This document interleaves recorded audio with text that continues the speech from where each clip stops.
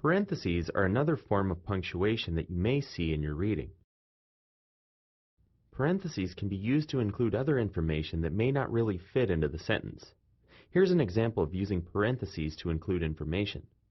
2 of my 3 children are at school right now. The other one is still a baby.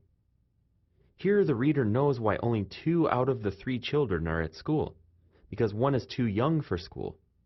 This information really wouldn't normally fit into the sentence, but by using parentheses, the writer can include it as extra information for the reader. Parentheses can also be used to show an afterthought or an aside.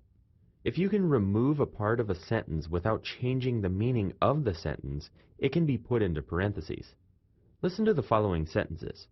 Today in class we began to read one of my favorite books, The Great Gatsby. You could use parentheses to separate the thought or the aside.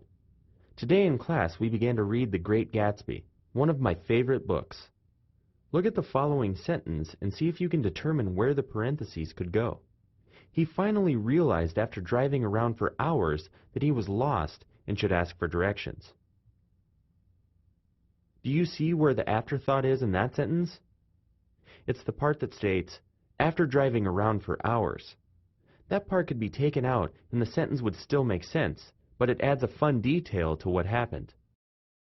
Many people think that they only use these punctuation marks to make faces in emails or text messages. But they do in fact have a specific purpose in literature.